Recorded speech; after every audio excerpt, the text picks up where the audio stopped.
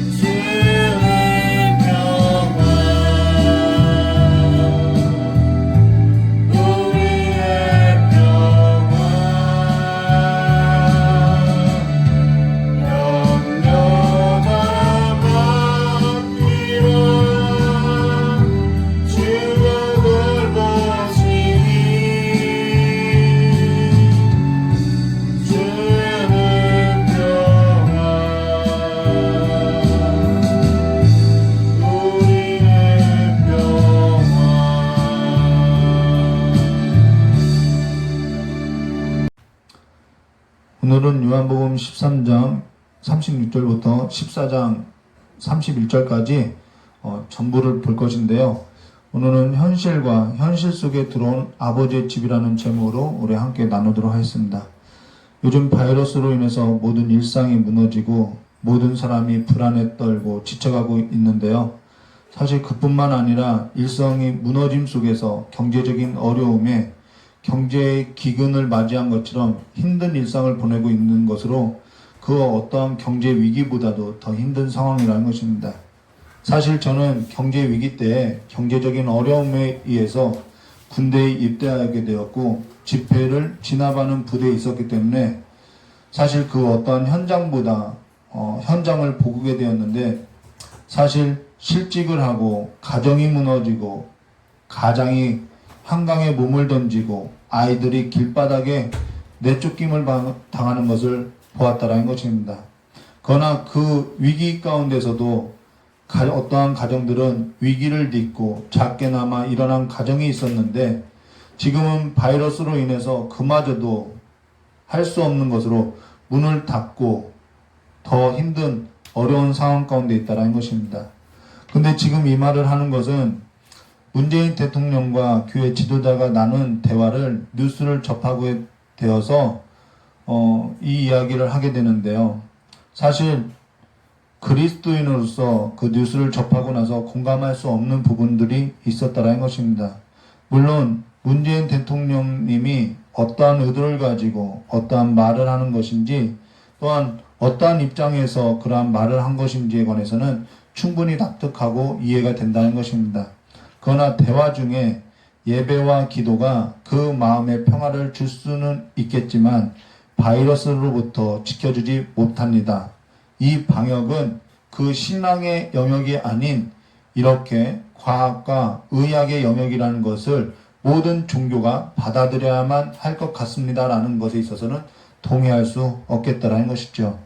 물론 문재인 대통령님이 어떠한 의도를 가지고 어떠한 입장에서 말했는지에 관해서는 충분히 이해하고 납득된다라는 것입니다. 그러나 예배와 기도가 그 마음에 평화를 줄 수는 있겠지만 바이러스로부터 지켜주지 못합니다라는 말은 믿는 사람으로서, 신앙을 가진 자로서 신앙과 삶에 있어서 같이 생각하는 그리스도인으로서는 조금 불편한 발언이었음을 말한다는 것이죠.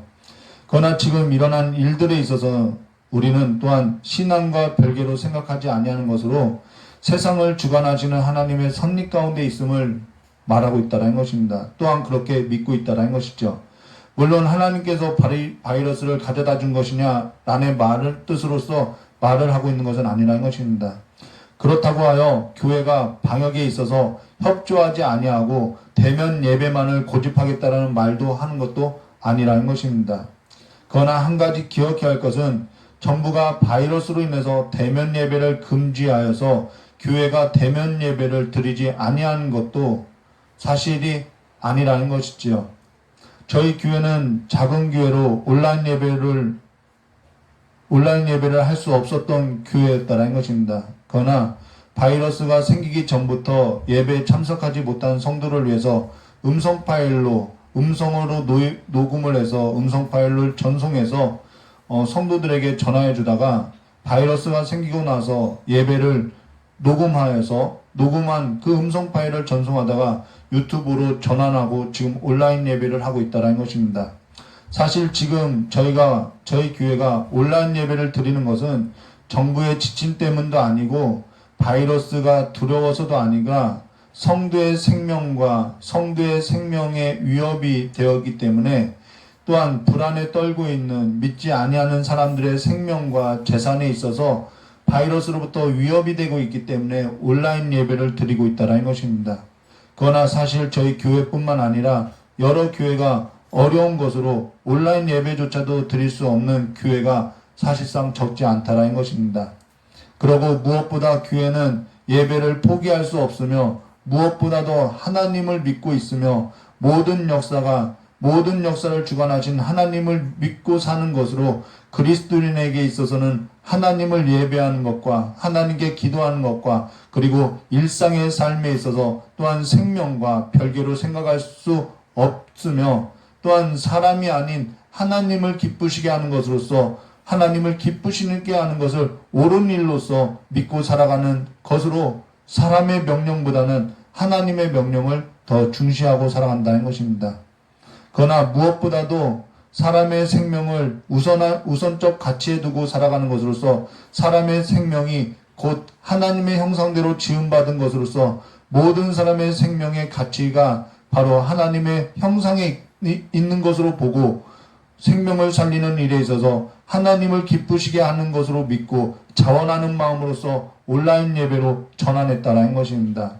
그러하기 때문에 방역도 바이러스도 기독교인에게는 별개의 것이 아니라 신앙의 영역 안에서 예배와 기도와 삶과 그 모든 것을 생각하고 있고 그리스도인들이 움직이는 동력은 바로 그와 같이 세상이 생각하는 것과는 다를 수 있음을 말해줬다는 것입니다. 출애굽기 21장 28절과 36절의 말씀에 보면은 소에 관한 주인에 관한 규례가 나오는데요. 이것은 동물보호법을 말하는 것이 아니라 구원받은 백성의 삶의 원리를 말하는 것으로서 이웃에 관한 생명보호적 책임이 그리스도인들에게 있음을 말해주고 있다는 것입니다. 그래서 그리스도인들의 삶의 원리는 하나님을 사랑하고 이웃을 사랑하는 것으로서 이웃의 생명을 보호하는 것이 바로 보호하는 것은 생명이 하나님께 속한 것으로서 사람이 하나님의 형상대로 지음받았기 때문에 우리는 그 생명을 보호하고자 그 삶의 원리를 따른다는 것입니다. 하나님의 생명과 성령의 법으로 죄와 사망의 법으로부터 해방되고 구원받은 그리스도인은 바로 생명을 위해서 움직이고 살아간다는 것이지요. 그래서 정부의 지침이나 바이러스가 두려워서 온라인 예배를 하는 것이 아니라 바로 하나님의 뜻 안에서 살고자 온라인 예배를 하고 있다는 것입니다. 또한 교회도 정부도 하나님의 섭리 가운데서 생명을 존중하고 생명을 살리는 일이라고 한다면은 교회는 형식만을 고집하는 그러한 모습이 아닌 역사를 주관하시고 안식의 주인이신 하나님을 참되게 예배하는 삶으로서 진정한 예배가 무엇인지에 있어서 고민하고 생각하는 것으로 이 바이러스의 사건으로 인해서 다시 한번 예배의 본질에 있어서 생각했으면 좋겠다라는 것입니다. 저의 개인적인 삶에 적용하는 말씀이 있는데요. 그것이 무엇이냐면은 고린도전서 10장 23절과 24절의 말씀으로 모든 것이 가하나 모든 것이 유익한 것이 아니요 모든 것이 가하나 모든 것이 덕을 세우는 것이 아니니 누구든지 자기 유익을 구하지 말고 남의 유익을 구하라라는 것으로서 이어서 32절과 33절의 말씀에 보시면은 유대인에게나 헬라인에게나 하나님의 교회에게나 거치는 자가 되지 말고 나와 같이 모든 일에 모든 사람을 기쁘게 하여 자신의 유익을 구하지 아니하고 많은 사람의 유익을 구하여 그들로 구원을 받게 하라라는 것으로 지금 한국교회는 이웃에 관한 책임을 지는 삶에 있어서 그리스도를 위한 삶으로서 살아야 할 것을 보여주고 있다는 것이죠. 저는 광화문도 아니고 태극기도 아니고 촛불도 아니고 교회에 속한 목회자로서 그리스도인으로서 지혜롭게 살 것을 말하고 있다는 것입니다. 이 모든 것이 다 지나가면은 역사가 우리의 삶을 평가할 것이고 역사의 주관자이신 의로운 재판장이 이 모든 일을 평가할 것으로서 우리의 삶은 하나님 앞에서 평가될 거라는 것이죠. 그렇기 때문에 우리는 우리의 삶의 원리를 가지고 지혜롭게 행동해야 할 것을 말해주고 있다는 것입니다. 지금까지 저는 설교하면서 이러한 발언을 처음 해보았는데요. 사실 저는 설교 외에는 잘 이러한 말을 하지 않죠. 근데 처음으로 이러한 발언을 하게 되었는데요. 믿는 자로서 이제는 정말 생명과 성령의 법으로서 살아가는 삶의 원리가 무엇인지 이번 계기로 배웠으면 한다는 것입니다. 그러면 지금부터 성경 말씀을 나눌 것인데, 사실 지금 우리가 나눌 성경 말씀은 우리가 자주 사용하고 있는 성경 구절이 있지요. 근데 자주 사용하는 성경 구절인데 그에 반하여 성경 전체의 문맥 안에서 무엇을 말하고 있는지는 잘 모르고 있더라는 것입니다.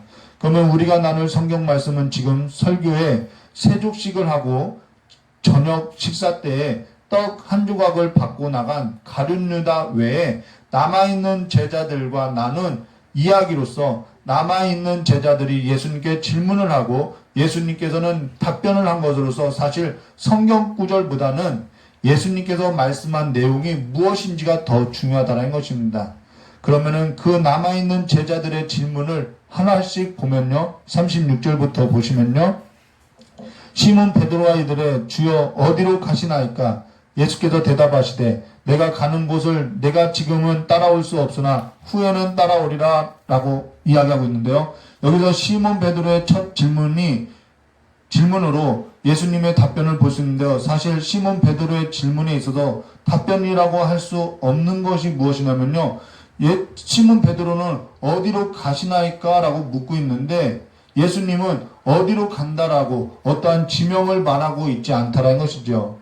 그런 후에 다시 37절 말씀 보시면은 베드로가 이르되 주여 내가 지금은 어찌하여 따라갈 수 없나이까? 주를 위하여 내 목숨도 버리겠나이다 라고 하는데요. 사실 베드로가 어찌해서 예수를 따라갈 것처럼 말을 하고 있고 거기에 목숨까지도 버리겠다라고 하고 있냐는 거죠. 사실 저 역시도 이러한 짓을 많이 했던 것으로서 거기에는 사실 드러나지 아니한 저의 의도가 있었다라는 것입니다. 물론 그 말이, 그 고백이 진실되지 않다라는 말을 하는 것이 아니라 진실된 고백임에도 불구하고 그 속에는 다른 의도가 있고 다른 목적이 있다라는 것입니다. 그것이 무엇이냐면 자기 목적이고 자기 이익이 있었던 것으로서 거기에 목숨까지 걸다라는 것이죠. 사람은 자기 목적이 있고 자기 이익이 있는 곳에 목숨을 건다는 것입니다. 그러면서 예수님께서는 38절에 예수께서 대답하시되 내가 나를 위하여 내 목숨을 버리겠느냐? 내가 진실로 진실로 내게 이르노니 닭 울기 전에 내가 3번 나를 부인하리라 라고 하는데 사실 저는 3번뿐만 아니라 셀 수도 없이 예수님을 부인하고 살았던 것으로서 목사로서의 자격이 없는 자라는 것입니다. 근데요, 그러고 나서 우리가 한 장 넘기게 되면요, 요한복음 14장 5절에 이제는 도마가 질문하는데요. 도마가 이르되 주여 주께서 어디로 가시는지 우리가 알지 못하거늘 그 길을 어찌 알겠사옵나이까? 라고 하니까요. 예수님께서 6절과 7절에 예수께서 이르시되 내가 곧 길이요 진리요 생명이니 나로 말미암지 않고는 아버지께로 올 자가 없느니라. 너희가 나를 알았더라면 내 아버지도 알았으리라. 이제부터는 너희가 그를 알았고 또 보았느니라 라는 말로서 지금 무엇을 말하면 아버지를 알 것을 말해주고 있다는 것이죠. 자, 이것은 너무나도 우리에게 유명한 잘 알려진 성경 구절이죠. 자, 그로 인해서요, 이어서 8절 말씀에 그 말을 옆에서 들었던 빌립이 질문을 하는데요. 빌립이 이르되 주여 아버지를 우리에게 보여주옵소서 그리하면 족하겠나이다 라고 이야기하고 있다는 것입니다. 그런데 다시 예수님께서는 9절과 10절에 예수께서 이르시되 빌립아 내가 이렇게 오래 너희와 함께 있으되 내가 나를 알지 못하느냐? 나를 본 자는 아버지를 보았거늘 어찌하여 아버지를 보이라 하느냐? 내가 아버지 안에 거하고 아버지는 내 안에 계신 것을 내가 믿지 아니하느냐? 내가 너에게 이런 말은 스스로 하는 것이 아니라 아버지께서 내 안에 계셔서 그의 이 일을 하시는 것이라 라고 이야기하고 있다는 것입니다.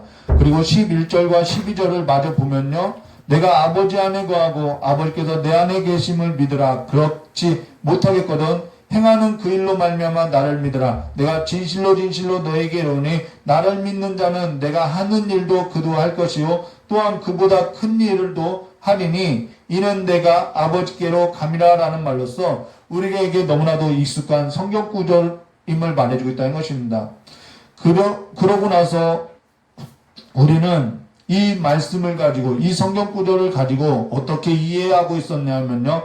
또한 그보다 큰 일도 하리니 이는 내가 아버지께로 감이라 라는 것으로 인해서 내가 뭔가 더 큰 일을 할 것처럼 말을 하고 더 센 믿음이 있는 것처럼 말을 해왔다는 것입니다.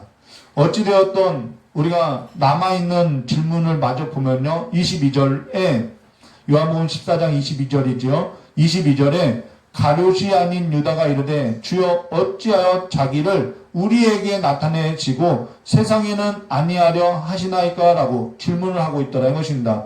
그런데 지금 가룟이 아닌 유다가 한 질문은 우리가 앞에서도 한번 보았던 질문이죠.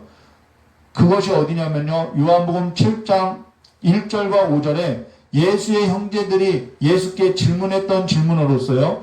요한복음 7장 1절과 5절의 말씀해 보시면은 그 후에 예수께서 갈릴리에서 다니시고 유다에서 다니려 아니하심은 유대인들이 죽이려 함이라. 유대인의 명절인 초막절이 가까운지라. 그 형제들이 예수께 이르되 당신이 행하는 일을 제자들도 보게 여기를 떠나 유대로 가소서. 스스로 나타나기를 구하면서 묻혀서 일하는 사람이 없나니 이 일을 행하려 하거든 자신을 세상에 나타내소서 하니 이는 그 형제들까지도 예수를 믿지 아니함이로라 라는 말로써 그들이 예수를 믿지 아니한 것으로서 지금 말을 하고 있다는 것이죠.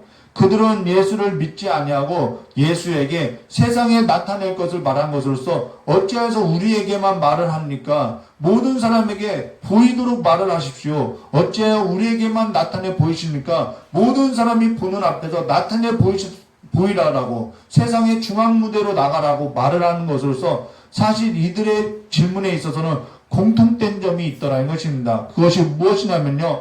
현실의 삶을 두고 현실 가운데 자기 목적을 둔 것으로서 밖에는 보지 못하고 있더라는 것이죠. 이들은 다 현실의 삶에 두고 현실 가운데 자기 목적과 자기 이익에 밖에는 보지 못하고 말을 하고 질문하더라는 것입니다. 그렇다면 현실을 부정하고 살라는 말이냐? 그 말이 아니라는 것이죠.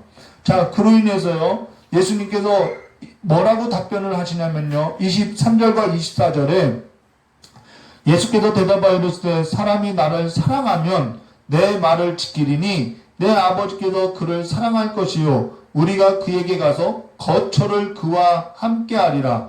나를 사랑하지 아니하는 자는 내 말을 지키지 아니하나니 너희가 듣는 말을 내 말이 아니요 나를 보내신 아버지의 말씀이니라 라고 사랑에 관해서 말을 하고 거처에 관해서 말을 하고 아버지에 관해서 말을 하고 있더라는 것입니다. 근데 지금 이들의 질문을 보면요, 사실 무언가 알고 싶어서 뭔가 궁금해서 한 질문들이 아니라 예수님께서 자꾸 이상한 말을 하기 때문에 이들이 정말 불안해서 질문을 하고 있더라는 것입니다.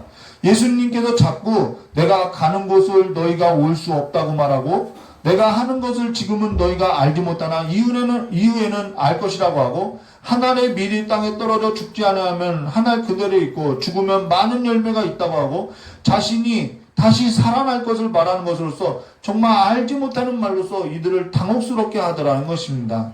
그로 인해서 제자들이 사실 당혹스러운 것으로서 예수님이 자꾸 그러한 말을 하니까 불안해서 물었던 것으로 이들이 궁금해서 물었던 것이 아니라는 것이죠. 그로 인해서 요한복음 14장 1절과 4절 말씀에 보면은 너희는 마음에 근심하지 말라 하나님을 믿으니 또 나를 믿으라 라고 말을 하고 있더라는 것입니다. 제자들이 전혀 근심하지도 않고 불안해하지도 않는데 괜히 이런 말을 하는 이유가 없겠죠. 자, 그러고 나서 꺼낸 말이 뭐냐면요, 요한복음 14장 1절과 4절에 있어서 2절 말씀부터 보시면요, 내 아버지 집에 거할 곳이 많도다. 그렇지 않으면 너에게 일렀으리라. 내가 너희를 위하여 거처를 예비하러 가노니 가서 너희를 위하여 거처를 예비하면 내가 다시 와서 너희를 내게로 영접하여 나 있는 곳에 너희도 있게 하리라. 내가 어디로 가든지 그 길을 너희가 아느니라 라는 말로서 주님께서 나 있는 곳에 너희도 있게 할 것을 말하고 있는 것으로서 아버지의 집을 말하고 거할 곳을 말하고 있고 거처를 말하고 있다는 것입니다. 그러면 예수님께서 가고자 한 곳은 예수님께서 우리와 함께 우리를 이끌고자 한 곳은 어디였냐면은 아버지 집이고 아버지의 집이 거할 곳이며 아버지 집이 거처임을 말해주고 있다는 것이죠. 그러하다면은 어디가 아버지의 집이고 어디가 거할 곳이며 어디가 거처이냐는 거예요. 물론 종말론적인 관점에서 볼 때에는 궁극적으로 우리 모두가 다 거하게 될 실제적인 본향임을 말해주고 있다는 것이죠. 그러나 좀 우리가 그 본향에 있어서 너무 이렇게 작게 생각하고 있다는 것입니다. 가끔 지금도 그러한지는 모르겠지만은 천국을 간증하는 분들이 있는데 천국을 갔다 왔다고 하면서 어떤 사람의 머리에는 금면류관이 있고 금으로 된 집에서 사는데 어떤 사람은 지옥불에 들어가서 살려달라고 소리를 지르면서 고통 가운데 살아가는 사람이 있다고 말을 하더라는 것입니다. 자, 그러니까 땅에서 살 때 어떻게 살라고 말을 하냐면 똑바로 살라고 말을 하더라는 것입니다. 물론 우리가 똑바로 살아야겠지요. 근데 천국이 다 그러한 곳이라고 하면은 천국이 마치 금면류관을 쓰고 금으로 된 집에서 사는 것이라고 한다면은 지금도 얼마든지 천국에서 살 수 있더라는 것입니다. 전에 박명수 씨가 상위 1%를 살아가는 삶을 소개하는 데 있어서 그 상위 1%의 그 부유한 자들의 삶을 보여줬는데요. 그들의 삶을 보니까 스마트폰까지는 다이아몬드로서 제작한 명품 스마트폰을 갖고 있고요. 금보다도 더 비싼 모자를 쓰고 다니더라는 것입니다. 마치 그러한 곳이 천국이라면은 지금도 천국에서 살아가는 사람들이 있더라는 것이죠. 근데 천국이라는 것은 무엇을 천국이라고 말하냐면은 아버지 집이 천국이라는 것입니다. 그리고 아버지 집이라는 것은 아버지를 두고 한 말로서 이 말은 어떠한 장소적 개념이 아니라는 것이죠. 이 말은 관계적인 개념이고 사귐이고 교제임을 말해주고 있다는 것입니다.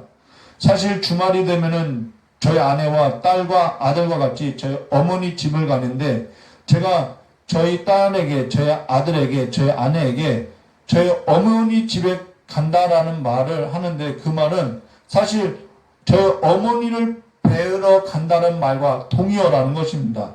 곧 어머니 집에 간다는 것이나 어머니를 뵈러 간다는 것이나 다른 말이 아니라 같은 말로서 아버지의 집이라는 것은 아버지를 두고 한 말이라는 것입니다. 곧 아버지 집이라는 것은 아버지가 계신 것이고 아버지를 나타내는 것이고 아버지의 품 안으로 간다라는 말과 같은 동의어로서 요한복음 1장 18절에 본래 하나님을 본 사람이 없으되 아버지 품속에 있는 독생하신 하나님이 나타나셨느냐라는 것과 같은 말로서 예수님께서는 아버지 품 안에 있었음을 말해주고 있다는 것이죠.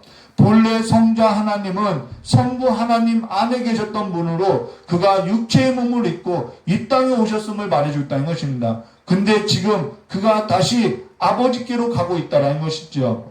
지금 그러하다면은 지금 우리가 누구 안에 있느냐 하면은 바로 예수 그리스도 안에 있고 성전이신 예수 그리스도 안에 있음을 말해줬다는 것입니다. 이에 있어서 우리가 성경 말씀 보시면요. 시편 27편 4절 말씀에 이런 말씀이 있는데요. 내가 여호와께 바라는 한 가지 일 그것을 구하리니 곧 내가 내 평생에 여호와의 집에 살면서 여호와의 아름다움을 바라보며 그의 성전에서 사모하는 그것이라 라는 것으로 여기서 저자가 이 시편의 기록자가 뭐라고 이야기하면은 내가 내 평생에 여호와의 집에서 살면서 라고 말하고 있다는 것입니다. 여호와의 집을 말하고 있다는 것이죠. 근데 여호와의 집에서 살면서 뭘 바라보느냐 하면은 여호와의 집의 그 아름다움, 그 화려함, 그 금은 보화가 아니라 여호와의 아름다움을 바라보며 라고 말하고 있는 것으로서 그가 바라본 것은 여호와의 집에서 살면서 무엇을 바라보고자 했냐면은 여호와의 집의 화려함이 아니라 바로 여호와의 아름다움을 바라보고자 한다라는 것입니다. 여호와의 집을 살고자 하는 것은 여호와의 그 집의 화려함이 아니라 여호와의 아름다움을 보고자 한다라는 것이죠. 자, 근데요. 그러고 나서 여호와의 집은 무엇으로서 확장되고 되냐면요. 그의 성전에서 사모하는 그것이라 라는 말로써 여호와의 집이 그의 성전으로 확대되며 그의 성전이라는 것은 여호와의 아름다움인 것으로서 요한은 일관되게 성전을 누구로 묘사하냐면은 성전이신 예수 그리스도를 묘사하고 있다는 것입니다. 이 말은 성전이신 예수 그리스도 안에 누가 있다라는 거요? 여호와의 아름다움, 아버지의 아름다움이 있음을 말해줬다는 것입니다. 그래서 요한복음 2장 21절과 22절에 그러나 예수는 성전된 자기 육체를 가리켜 말씀하신 것이라 죽은 자 가운데 살아나신 후에 제자들이 이 말씀하신 것을 기억하고 성경과 예수께서 하신 말씀을 믿었더라라고 한 것으로서 현실에 갇혀서 자기 목적만 바라보고 자기 이익만 보았던 그들의 현실 가운데 그리스도를 보고 그리스도를 믿고 그리스도를 알게 된 것으로서 그리스도 안에 거하여서 아버지를 보고 믿는 삶이 되었음을 말해줬다는 것입니다. 아버지의 집이라는 것은 아버지를 말하는 것으로서 아버지의 아름다움을 말하는 것으로 아버지의 아름다움 곧 아름다움은 성전 안에 있고 성전이라고 하는 것은 예수 그리스도를 말하는 것으로서 예수 안에 아버지가 있고 아버지 안에 그리스도가 있는 것으로서 우리가 수요예배 설교 때에도 말했던 것처럼요. 우리 안에 새 생명이 심어졌고 새 생명으로 말미암아 거듭나게 된 자는 지금 우리가 어디 안에 거한 삶이냐면은 현실 가운데 살지만은 현실 가운데 들어온 그리스도 예수 안에 사는 삶임을 말해줬다는 것입니다. 그렇기 때문에 성전 안에 거하여서 살아가는 자들로서 그리스도 안에서 살아가고 있음을 말해줬다는 것입니다. 그러면서 우리의 삶이라는 것은 우리의 새로운 본성이 진리의 말씀에 의해서 살고자 하는 삶으로서 우리는 세상 가운데 살아가고자 하는 삶이 아니라 그리스도 안에 거하여서 살고자 하는 삶으로서 이제는 우리가 이미 얻었다 함도 아니라 예수 그리스도 안에서 날마다 발견되고자 살아가고 있다는 것이죠. 세족식이라는 것은 도덕적, 모범적 삶을 보여주는 것이 아니라 주께서 아버지의 집으로 원수되었던 우리를 받아들이고 인정하고 하나님의 자녀로 씻어준 삶임을 말해주겠다는 것입니다. 그리스도께서 우리를 받아들이고 우리로 하여금 아버지 집에 살아가는 자들로서 이끌어줬던 것으로서 지금 우리가 다 한 성령 안에서 예수 그리스도를 믿으며 한 분이신 아버지를 모시고 살아가는 삶으로 지금 우리에게 있어서 가장 값진 평안이라고 하는 것은 세상이 주는 평안과 다른 평화임을 말해주고 있다는 것입니다. 세상이 주는 평안이라는 것은 바이러스가 사라지고 경제가 살아나고 부동산 값이 낮아지고 조회수가 높아지고 구독과 좋아요가 늘어나면 기분이 좋고 평안해지는 것으로서 이러한 평안은 세상이 줄 수 있는 평안이라고 말할 수 있다는 것이죠. 그러나 지금 말하고 있는 이 평안은 성부 하나님과 성자 하나님과 성령 하나님과 영원히 누리는 복락을 말하는 것으로서 그분과의 관계를 말하는 사랑의 사귐을 말하는 평안을 말하고 있다는 것입니다. 그러하기 때문에 25절과 27절에 이렇게 말하고 있는 거죠. 내가 아직 너희와 함께 있어서 이 말을 너에게 하였거니와 보혜사 곧 아버지께서 내 이름으로 보내실 성령 그가 너희에게 모든 것을 가르치고 내가 너희에게 말한 모든 것을 생각나게 하리라. 평안을 너희에게 끼치노니 곧 나의 평안을 너희에게 주노라. 내가 너희에게 주는 것은 세상이 주는 것과 같지 아니하니라. 너희는 마음에 근심도 말고 두려워하지도 말라라고 한 것으로 우리의 평안이라는 것은 세상이 주는 것이 아니라 성삼위일체이신 하나님 한 분과 긴밀한 사귐으로부터 주어지는 평안임을 말해줬다는 것입니다.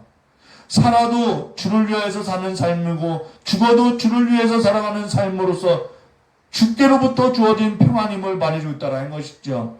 그로 말미암아 성전이 되신 예수 그리스도 안에서 모든 입이 주를 찬양하고 경배하는 삶이고 주의 말씀에 있어서 귀를 기울이고 주의 이름을 부르며 기뻐하는 삶으로 주의 이름을 부르며 기도와 간구로 역사를 이루어가며 하나님을 예배하는 삶의 평안임을 말해주고 있다는 것이죠. 그러나 지금 그 일상이 무너진 삶으로서 사실 그 일상이 무너진 삶의 근원적인 원인은 바이러스가 아니라 우리의 삶이 우리의 신앙이, 우리의 예배가 성삼위일체이신 한 분이신 하나님과 사귐에 있어서 진실됐는지 묻고 있음을 말해줬다는 것입니다. 우리가 지난날의 그 모든 삶에 있어서 성삼위 하나님과의 사귐에 있어서 진실했는지, 아니면 내 자신의 목적이나 내 자신의 이익이나 내 자신의 야망의 수단이었는지 다시 한번 이번 계기로 돌아보아야 하는 것으로서 무너진 예배의 삶을 회복해야 하며 무너진 재단을 수축해야 하며 마음을 찢고 물을 쏟듯이 눈물을 쏟아내야 할 때임을 말해줬다는 것입니다. 하나님과의 깊은 사귐이 회복되고 이제는 가정마다 거리마다 거짓과 제약과 살인과 음란과 탐욕이 아닌 예수의 생명이 있고 사람을 살리는 역사가 이 땅 가운데 다시 일어나도록 세상이 주인이 하나님이심을 선포하며 세상이 주의 영광을 보도록 교회가 다시 한번 일어나기를 주님의 이름으로 축원합니다. 우리 다 같이 기도하고 찬송 한 장 부르도록 하겠습니다. 참 좋으신 하나님 아버지, 우리의 일상이 무너졌던 근원적인 원인은 바이러스도 아니라 우리의 삶이, 우리의 신앙이, 우리의 예배가 성삼위이신 한 분이신 하나님과의 깊은 사귐이 있었는지 묻는 것으로부터 시작되어야 할 것을 이제는 고백되하니, 이제는 그 삶에 있어서 내 자신의 목적이나 내 자신의 이익이나 내 자신의 야망의 수단으로서 하나님을 섬겼던 것이 아니었는지 우리의 삶을 다시 한번 돌아보게 하여 주시옵고, 이제는 무너졌던 예배의 삶을 회복시켜 주시옵고, 무너진 재단을 수축하고 마음을 찢고 이제는 물을 쏟듯이 눈물을 쏟아내는 것으로서 하나님과의 사귐이 회복되는 예배가 우리의 가슴 속에서 다시 한번 살아나게 하여 주시옵고, 이제는 성전 되신 예수 그리스도의 이름 앞에 다시 한번 모든 사람들이 모여서 하나님의 영광을 보는 그 실체이신 하나님을 모시고 살아가는 삶의 자리가 될 수 있도록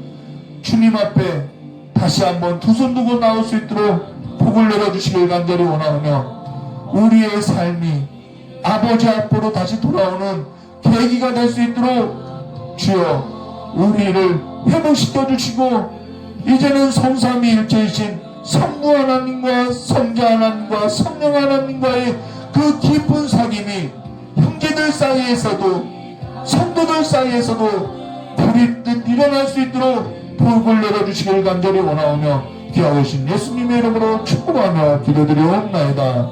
우리 찬송 한 장 부르고 같이 기도하도록 하겠습니다.